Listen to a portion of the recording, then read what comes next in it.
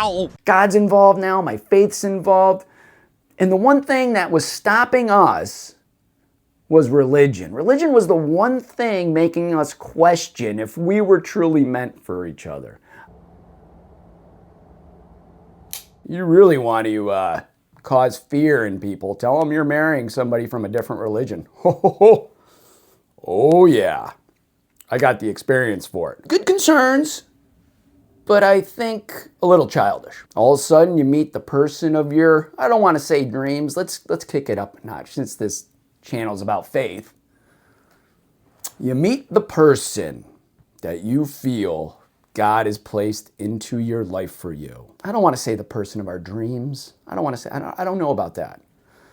But let's believe that you believe that God has placed him or her into your life, and she or he is from a different religion. What are we going to do here? I'm married to a woman who is definitely not Catholic, but predominantly Buddhist. That's just where she's from. She's from Cambodia. She was brought up believing in Buddha just the same way I was brought up, believing in God, Jesus, and also the Catholic Church. And it's funny how sometimes religion causes the biggest doubts within ourselves. And for me, a lot of times it made me even question, like, what's God's role supposed to be in all this, right? When I traveled, the one thing I learned was that I placed limits on myself that I didn't know I was placing. And one of those limits was in my conditioning to believe who was supposed to be my life partner. I remember there were some nights that I wrestled with God. But I reached a point in my life, I was like, you know what, God? F it, man. If there is a girl out there for me, I don't care where she's from. I don't care what religion she is. I trust that you're going to take care of me, take care of your boy. I want to have enough guts that when she appears, when I meet her, I want to have faith that this is happening for a reason. I open myself up to the whole world, the whole world. I said, screw it. Wherever I go, if I meet somebody and I think that's her, then it's her. Could be back here in the States, could be from any other country. It didn't matter at the time. Because I just didn't want to limit my faith to something that closed it off. As a Catholic, the easiest solution for me to do is to marry another Catholic. Right? That's the easiest thing you could do, is to marry somebody from the same religion. But God has different plans if he has plans. And part of our job is to kind of figure out those plans that we believe maybe God has for us. And his plans aren't always going to be the same. I have a sister who went through this that I helped out with. And not to say I gave her much help, because trust me, I don't know these answers. This is just from my experience. And I really started to think about that. Like, man, here you have two people that believe in God. They're both Christians, and now they're questioning religion as far as, can it work or can it not work? And the more I thought about that, it was like, how childish are we getting? That, we think this way. And I thought that way too, right? Like, I always thought that a Catholic girl would be the best answer for me. I just did. I mean, that's just the way I was brought up. My mom's Catholic, my dad's Catholic. And I just saw those bubbles, and I didn't want to be put into one of those bubbles. Like, one of the biggest questions asked, like when I told everybody, I was like, dude, I think I'm going to marry this girl. And they're like, whoa, right? She can't even drive, dude. Like, what are you thinking? I'm like, I don't know. I just kind of want to do it. See where it goes. And one of the biggest questions was like, what religion is she? What religion is she? And it was a question that always made me think, right? It made me think long and hard. And it brought me face to face with some truths that I was trying to discover for myself, right? Here I am relying on my own faith, asking God for something. I believe God delivered, which when he does, it's a very scary thing. Now I had to own up to that. Ask and you shall receive, seek and you shall find, knock and the door will be opened. Right? Golly. The way I thought was that religion had nothing to do with this matter.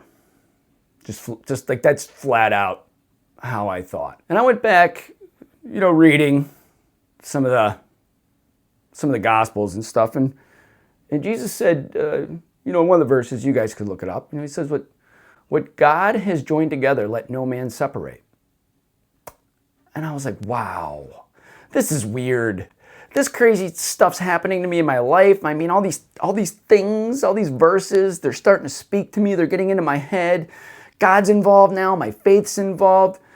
And the one thing that was stopping us was religion. Religion was the one thing making us question if we were truly meant for each other.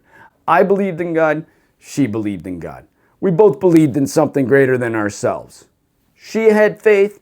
I had faith. We both had faith in something greater than ourselves. We were sitting across the table because something greater than ourselves, we believed, because our faith told us, brought us together. She was a good person, kind, loving, caring. I was aspiring to be one of those. But I was pretty good. I wasn't that bad. And I thought about that and I go, funny how that is. Religion is questioning me now, make my own judgment. That's tough. And then it got tougher too when we actually decided or moved forward with the marriage, right? Because, there's like one point where people were so scared of me not to get married in the church. Like, seriously. The whole questioning really made me feel uncomfortable, and it really made me question myself. Deep down inside, that's tough stuff to think about. One hand, your faith's telling you God is putting this person into your life for a reason, and on the other hand, it doesn't align with kind of what is it. And that's not to say that interfaith marriages don't work, right? The church is open to that, but it's like, the struggle, right? What are you going to raise your kids? How are you going to raise your kids? And it was really, it hurt me. It cut me deep. Like, do I have to agree to raise my kids Catholic? Do I have to agree to all these things? Why?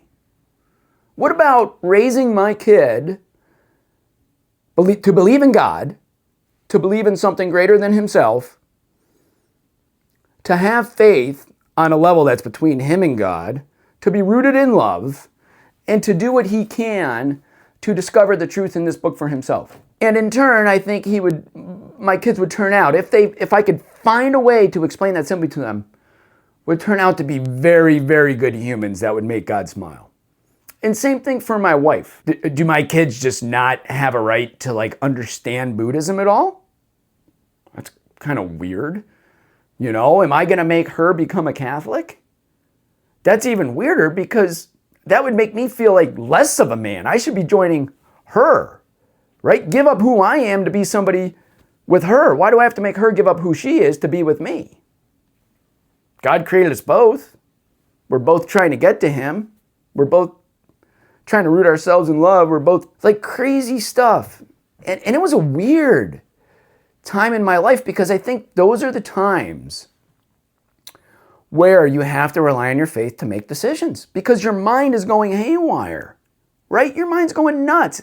It's like, is she not the one? Maybe she isn't the one. Oh my gosh, this is going to be so hard. Oh my gosh. Oh my God, maybe it won't work. Maybe we're going to have problems. Maybe. And then you start questioning yourself. And I had enough. I said, screw it, I'm doing it. I'm just going to marry her. That makes me a bad person?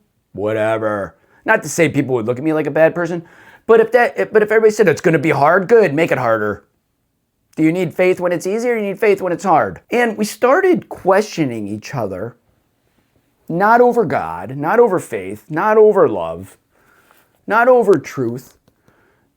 It was rules. That's all we're questioning are these, and I don't want to call them rules. They're kind of like the guidelines. Rules are a little bit different, but the guidelines, we're questioning the guidelines. I'm questioning the guidelines. It breaks my heart. It really does. Two people who believe in God, who believe in Jesus, who believe in the truth, who have faith, who want to be loving, caring people and raise their kids to be loving, caring people are questioning themselves over if this person is right for them or not, and the only thing you're questioning is the buildings you walk into. That little building for 1 hour a week makes you question more than the other 6 days of the week you're out of it. And I saw that, and I was just like, I don't want that to be me. I'm going to take a leap of faith on this girl, and we'll see if it works out or not. So far it has, thank God. 11 years. going strong. Ups, downs, craziness, kids, yeah, got it all. Questioning every single day if you're getting it right? Absolutely. There's not a day, to be honest with you guys, there's not a day that goes by that doubt doesn't creep into my head. But as humans, we have thoughts, and we have a lot of thoughts, and we either choose to let those thoughts materialize or we choose to let them pass through like a car. But anyway, I wanted to make this video if there was anybody out there who was maybe in an interfaith marriage right now, ever found that person and questioned themselves. And I think the questioning is normal, it's natural. Everybody else is going to question you because it's not normal for them. And a lot of times when it comes to marriage, it's a lot of the people closest to us that are going to be asking the questions because they're the ones that are scared for us, right? I mean, there's no better day in a parent's life than like letting your kids get married. Like it's supposed to be like one of the big, like we made it, we did it. And this glorious celebration gets clouded in like, man, is this, oh, what's going to happen? I don't know. This and that. And I think the biggest thing in an interfaith marriage, from my opinion, is making sure that the two people that are doing it believe in something greater than themselves.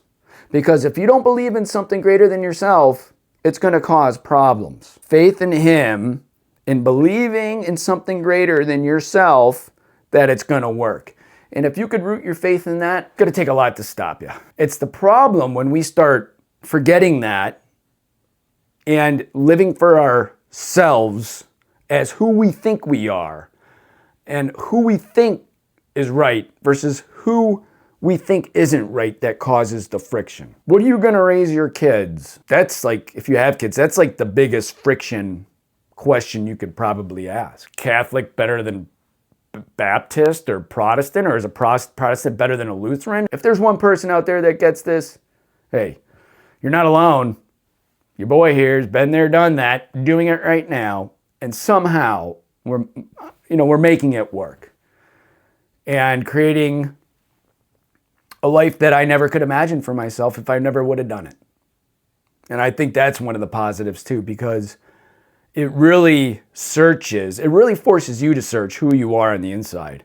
And it really, really makes you search for the faith, right?